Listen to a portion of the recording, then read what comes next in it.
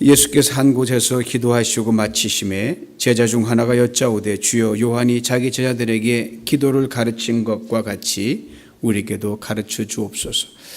예수께서 이르시되 너희는 기도할 때 이렇게 하라. 아버지여 이름이 거룩히 여김을 받으시오며 나라의 임하옵시며 우리에게 날마다 일용할 양식을 주옵시고 우리가 우리에게 죄 지은 모든 사람을 용서하오니 우리 죄도 사하여 주옵시고 우리를 시험에 들게 하지 마옵소서 하라. 또 이르시되 너희 중에 누가 벗이 있는데 밤중에 그에게 가서 말하기를 벗이여 떡 세 덩이를 내게 빌리라. 내 벗이 여행 중에 내게 왔으나 내가 먹을 것이 없노라 하면 저가 안에서 대답하여 이르되 나를 괴롭게 하지 말라. 문이 이미 닫혔고 아이들이 나와 함께 침소에 누웠으니 일어나 내게 줄 수가 없노라 하겠느냐. 내가 너희에게 말하노니 비록 벗됨을 인하여는 일어나 주지 아니할지라도 그 강청함을 인하여 일어나 그 소용대로 주리라. 내가 또 너에게 이르노니 구하라 그러면 너에게 주실 것이요 찾아라 그러면 찾을 것이요 문을 두드리라 그러면 너에게 열릴 것이니 구하는 이마다 받을 것이요 찾는 이가 찾을 것이요 두드리는 이에게 열릴 것이니라. 너희 중에 아비된 자 누가 아들이 생선을 달라 하면 생선 대신에 뱀을 주며 알을 달라 하면 전갈을 주겠느냐. 너희가 악할지라도 좋은 것을 자식에게 줄 줄 알거든 하물며 너희 천부께서 구하는 자에게 성령을 주시지 않겠느냐 하시니라. 오늘 용서에 관한 말씀을 나누려고 합니다. 여러분 인생을 살면서 가장 어려운 것이 있다고 하면 그것은 용서가 아닐까 생각합니다. 용서란 추상적인 것이 아닙니다. 이상적인 것은 더더욱 아닙니다. 용서란 철저하게 현실적입니다. 용서는 나와 관계없는 제3자에 대한 것이 아니라 나와 직접적인 관계가 있는 상대방에 대한 것입니다. 내가 입은 피해와 손해 그리고 상처가 크면 클수록 용서는 거기에 비례해서 힘듭니다. 용서를 실천하기 위해서 고통이 따릅니다. 희생이 따릅니다. 아픔이 따릅니다. 때로는 오랜 시간이 걸립니다. 혹 용서가 안 되는 사람 여러분 마음에 여전히 무거운 짐으로 남아 있지는 않으십니까? 혹 다 용서했다고 했는데 아직도 누구를 생각하면 무슨 일만 떠올리기만 하면 미움과 증오가 다 꺼진 숯불에서 다시 불꽃이 살아나듯 그렇게 살아나지는 않으십니까? 이와는 반대로 누군가 저와 여러분이 입힌 상처에 대해 우리를 여전히 용서하지 못하고 미움과 증오를 품고 힘들게 살아가는 사람이 있을 수 있습니다. 있어요. 그렇습니다. 용서는 참으로 힘들고 어렵습니다. 그리고 그것은 언제나 양방향입니다. 용서할 자와 용서받을 자의 관계이기 때문입니다. 그리고 용서받는 사람보다 용서하는 사람이 언제나 더 힘들고 어렵습니다. 그러기에 우리는 위대한 용서를 이루어낸 사람들의 이야기에 큰 감명을 받습니다. Journey of Hope, 희망의 여정, 빌 펠키가 쓴 자전적 에세이입니다. 자신의 신실한 믿음의 할머니 루스 펠키를 잔인하게 죽인 살인범 폴라 쿠퍼에 대한 용서를 담고 있는 에세이입니다. 미국 전역과 세상을 떠들썩하게 했던 사건이었지만 30년도 훌쩍 지났기에 대부분의 사람들의 기억엔 이미 잊혀져 버림받은 사건입니다. 그러나 빌 펠키가 시작한 위대한 용서의 이야기는 지금도 현재 진행 중입니다. 몇 년 전 이 사건 30주년이 되던 해에 미국에서 빌 펠키의 이야기를 다시 한번 조명해 준 적이 있어요. 사건은 1985년으로 거슬러 올라갑니다. 주일학교 성경교사로 평생을 헌신해 왔던 빌의 할머니가 어느 날 4명의 10대 소녀들의 방문을 받습니다. 성경 공부를 하러 왔다는 말에 저들을 기쁘게 집 안으로 맞아들입니다. 근데 잠시 후 이 4명의 수녀들이 갑자기 강도로 변해버립니다. 4명 중 주범이었던 폴라가 빌의 할머니를 수십 차례 칼로 찌르고 도망을 칩니다. 그리고 저들이 훔쳐간 돈은 단돈 10달러입니다. 주범 폴라와 공범들이 재판을 받는 처음 1년간은 빌은 너무너무 힘들었습니다. 그리고 몇 개월 뒤 법원에서 주범 폴라에게 판사가 사형을 언도했을 때 빌은 당연한 판결이라고 받아들였습니다. 당시 폴라가 15살 미성년자였다는 사실은 빌에게는 아무런 느낌도 없었습니다. 자신과 온 가족에게 할머니의 존재가 너무 귀하고 귀했기 때문이었습니다. 여러분, 빌딩들이 커다란 크레인 중기 있죠? 크레인 기사였던 빌이 하루는 그 높은 공중에 떠서 이 크레인을 운전하다가 할머니 생각이 난 거예요. 하늘에 계신 할머니가 지금 어떻게 지내고 계실까? 그날 이후 빌이 할머니 생활을 하면 할수록 폴라에게 내려진 사형 선고 때문에 깜짝 놀라섰을지도 모른다는 생각이 더욱 빌의 뇌리에 자리 잡기 시작합니다. 그리고 폴라의 할아버지가 미성년자인 폴라에게 사형이 선고되던 그날 재판정에서 내 어린아이가 아무리 그렇더라도 사형을 시키다니라고 통곡을 하며 울다가 끌려나간 장면이 떠올랐습니다. 그리고 할머니가 이 모습을 하늘에서 보셨다면 분명 폴라의 할아버지가 자신의 어린 손녀딸이 전기 의자에 매여서 사형을 당하는 것을 보는 것을 할머니도 결코 원치 아니하셨다, 이렇게 생각이 그를 사로잡기 시작했습니다. 그리고 할머니께서 폴라와 그의 가정을 사랑하시고 마음 아파할 것이라고 생각을 했고, 그리고 빌과 그의 가족도 할머니처럼 폴라의 가족을 사랑하고 측은히 여겨줄 것을 할머니가 원하고 계신다고 마음에 강하게 느낌을 받았습니다. 이 견딜 수 없는 생각이 빌의 어깨를 마구 눌렀습니다. 그럼에도 할머니께서 어떻게 죽었는지를 잘 알기에 용서가 옳은 일이라는 걸 알면서도 폴라를 사랑하고 측은히 여긴다는 것, 도저히 받아들일 수 없는 일처럼 여겨졌습니다. 그러나 이것이 할머니가 진정 원하는 것이라는 확신이 들면서 하나님께 폴라와 그의 가족을 사랑하고 긍휼히 여길 수 있게 해달라고, 특별히 할머니를 위해서라도 그렇게 할 수 있게 해달라고 빌이 간절히 하나님께 기도를 드렸습니다. 이렇게 짧은 기도를 드린 후 빌은 폴라에게 편지를 썼습니다. 할머니가 어떤 분이셨고 왜 그녀를 제일 먼저 집에 들이셨는가를, 그리고 그녀와 나누고 싶었던 할머니 믿음 등에 관한 내용이었습니다. 편지를 쓰는 중에 폴라를 향해 자신도 모르게 사랑과 긍휼의 마음이 솟구쳐 올랐습니다. 그리고 폴라에게 폴라와 빌에게 놀라운 변화가 일어났습니다. 그리고 빌은 자기가 일어난 이 변화에 대해서 이렇게 적어놨습니다. 나는 사랑과 긍휼을 구하는 기도가 응답되었음을 알았다. 폴라를 돕고 싶은 마음이 생겼고 그를 처형하는 것은 옳지 않다는 생각이 갑자기 들었다. 그날 밤에 나는 내 인생 여정에서 가장 강력한 교훈을 배웠다. 용서가 가져다주는 치유의 능력을 경험한 것이다. 내 마음에 동정심이 생겼고 용서의 마음이 생겼다. 용서의 마음이 생기자 엄청난 치유가 일어났다. 할머니가 세상을 떠난 후 1년 반 만의 일이었다.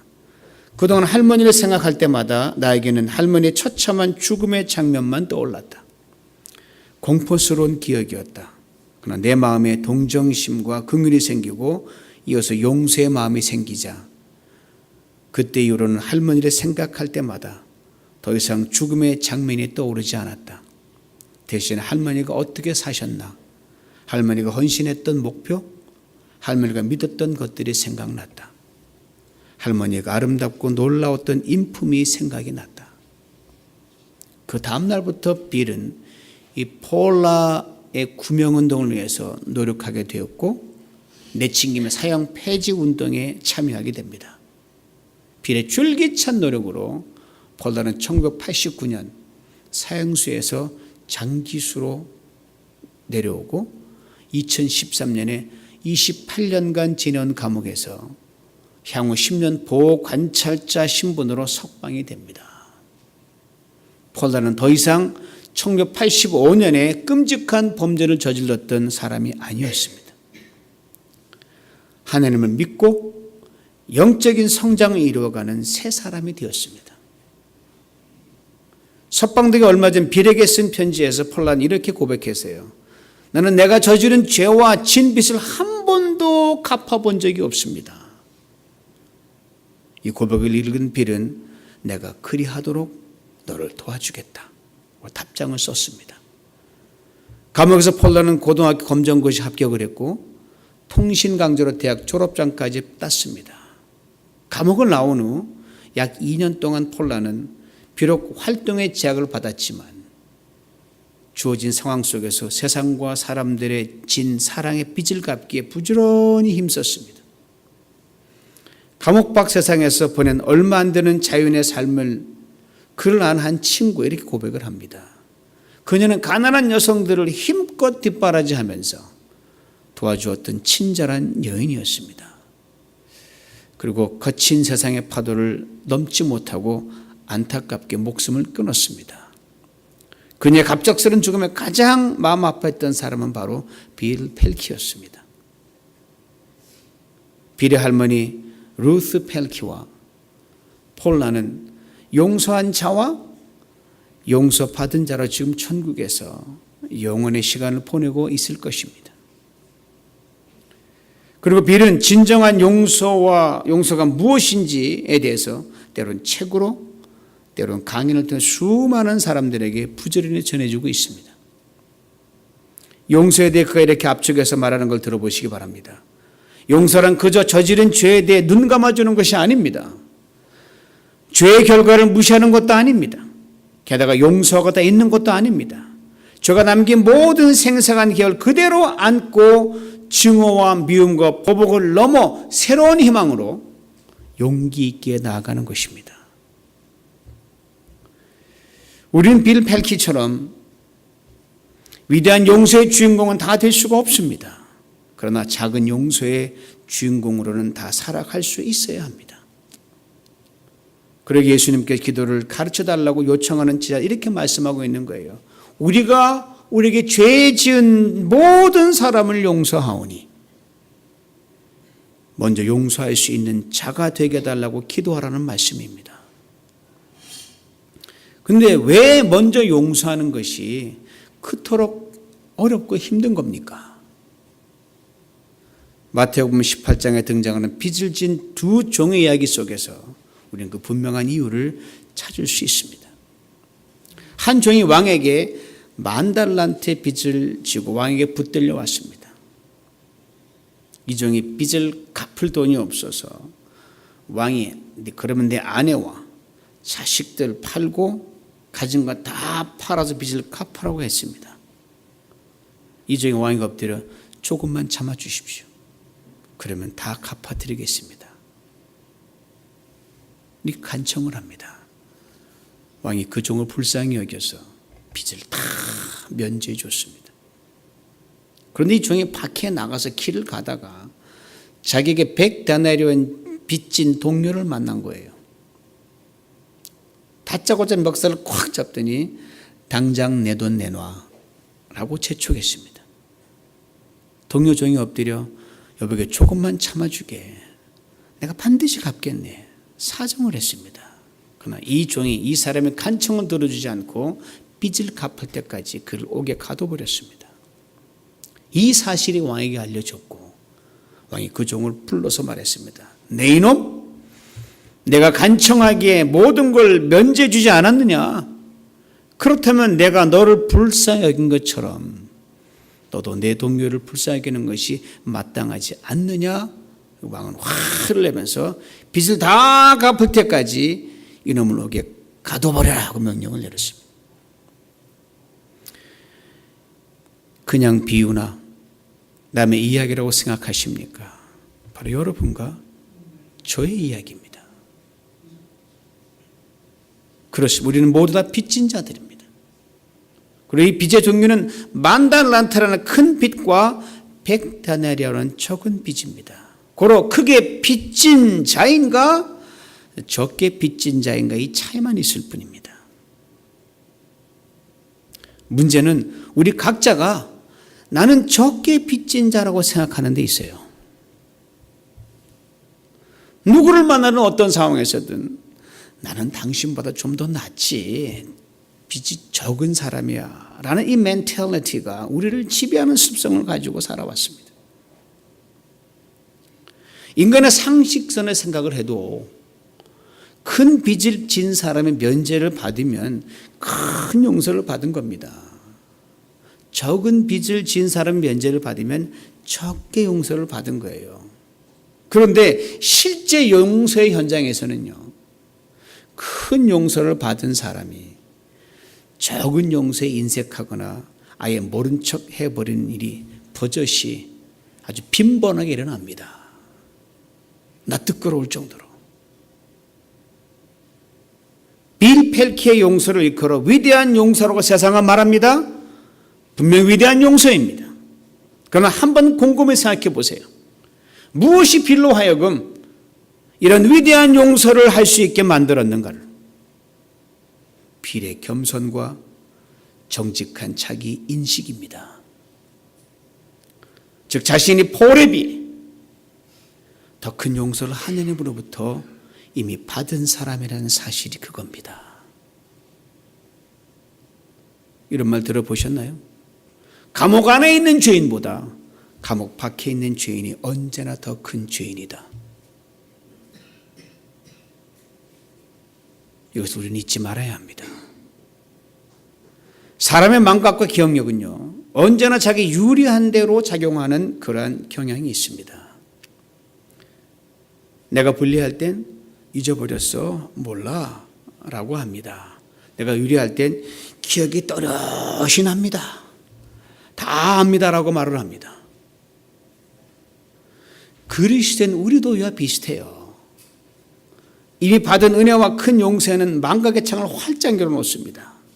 그러나 타인에게 받을 적은 빚에는 기억의 창을 쫙 열어납니다. 디모데전서 1장 15절에 바울의 고백은 그러므로 우리에게 오늘도 큰 울림으로 들려오는 겁니다. 그의 평생 했던 고백을 들어보십시오. 나는 죄인 중에도 두목입니다. 인간은 다 죄인입니다. 그리스도인 우리는 용서받은 죄인일 뿐입니다. 바울은 여기서 한 걸음 더 나아갔습니다. 우리 고백했습니다. 죄인 중에 두목입니다. 무슨 말이에요? 가장 큰 용서를 받은 죄인입니다. 이 말입니다. 이 고백과 함께 바울은 예수 그리스도로 받은 큰 용서를 만나는 모든 사람들에게 나눠주고 베푸는 복음의 증인으로 살다가 하나님 품에 안겼습니다. 용서는 나를 포장하거나 나를 감추는 것이 아닙니다. 동시에 상대방을 있는 그대로 받아들이는 겁니다. 그리고 다시 희망으로 함께 걸어가는 거예요.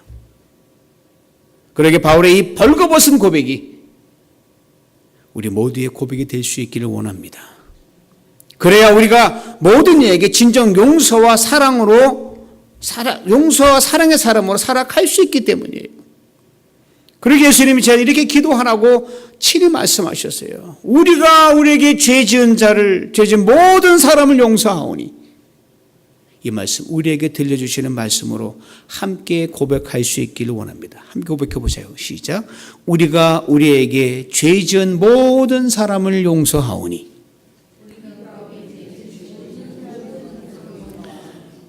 용서하되 모든 사람에게 그리할 수 있기를 원합니다. 이제 듣기만 하세요. 네. 용서하시되 위대한 용서를 할 수 있기를 원합니다. 히브리서 2장 11절 이런 말씀이 나옵니다. 거룩하게 하시는 자와 거룩하게 함을 입은 자들이 다 하나님에서 난 자라, 하나에서 난 자라, 그러므로 형제라 부르기를 부끄러워 아니하시고.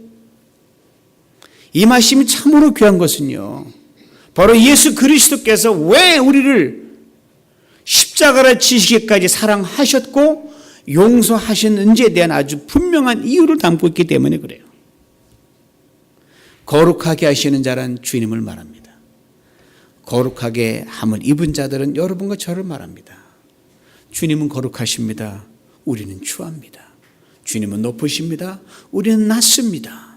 주님은 겸손하십니다. 우리는 교만합니다. 우리와 함께 하시기에는 주님의 격이 너무너무 높습니다. 그럼에도 불구하고 이 주님이 우리를 형제라 부르시는 것을 부끄러워하지 않으셨다 이 말입니다. 여러분과 저의 오늘 현실의 삶의 현상으로 우리를 보시지 아니하시고 우리의 근본과 사명을 보시기 때문입니다. 죄련의 오래전 하나님의 손을 떠났던 우리들이었습니다. 지금도 떠났다 돌아오기를 반복한 우리들이지만 왕이신 하나님의 자녀로 부르심을 받게 될 자들로 나중에 영광에 들어갈 자들로 우리를 보시기 때문입니다. 그리고 하나님의 자녀의 사명은 그러므로 오직 용서뿐입니다. 사랑하는 성도 여러분, 예수 그리스도가 여러분과 저 우리 모두의 그러므로 큰 형님이십니다. 감옥성으로 하면 수도 형님. 그리고 여러분과 저 우리는 서로에게 형제들이고 자매들입니다. 큰 형님이신 한 분 예수 그리스도가 피 흘려 죽기까지 어려부리한 이 동생들의 잘못을 형의 자리를 지킴으로 용서해 주신 거 아닙니까? 참 맏형답죠. 그러므로 동생들은 우리 한 사람 한 사람은 형님의 뒤를 따라가야 마땅합니다. 그래야 동생이죠. 이 시간 잠시 옆에 계신 분들을 보시면 이렇게 한번 물어보시기 바랍니다. 옆에 계신 분들에게 아직도 누굴 미워하십니까?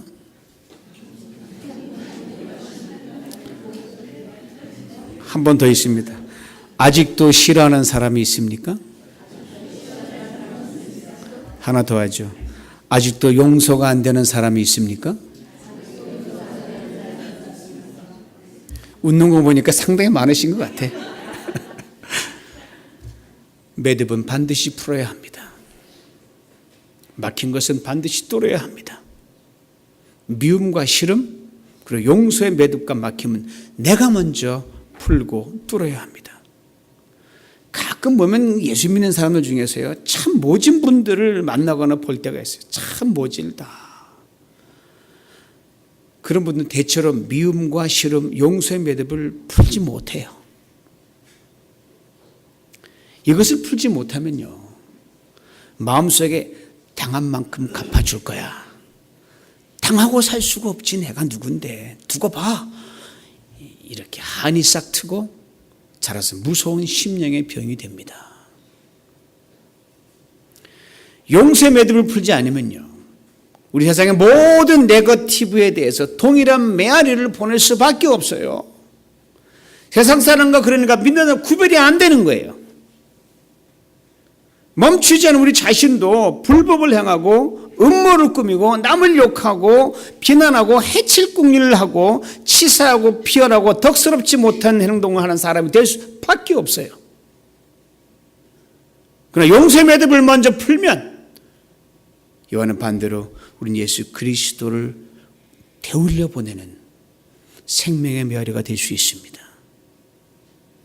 그래서 우리를 용서하시고 새롭게 하시며 새 피조물로 빚으시는 하나님 아버지의 사랑을 되돌려 울려보내는 메아리이기 때문에 그렇습니다. 바로 그때 우리 자신도 사랑으로 충만한 사람, 새롭게 하는 사람, 용서하는 사람이 됩니다. 죄 지은 모든 사람을 용서합니다라는 말이 얼마나 파워풀한 기도인지 여러분 아셔요?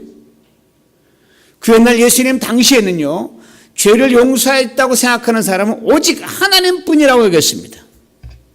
그래서 예수님께서 온몸이 마비되어 꼼짝도 못하는 이 사람이 친구들의 침대째 들쳐매고 왔을 때 주님이 내 죄사함을 받았다라고 했을 때 아니 깜짝 놀라고 이 사람이 신성모독 하는구나 하고 예수를 막 비난한 적이 있었거든요. 그만큼 죄 용서는 하나님 특유의 권한입니다. 그러므로 죄 지은 모든 사람을 용서합니다라는 기도를 가르쳐 주신 것은 하나님 고유의 특권인 용서를 우리도 행할 수 있도록 초대해 주고 계신다는 이 사실을 말씀하고 계시는 거예요. 그럼 먼저 용서할 때 놀라운 기적이 일어납니다. 전능하신 하나님의 능력이 우리의 용서의 도화선을 타고 나타나기 때문입니다.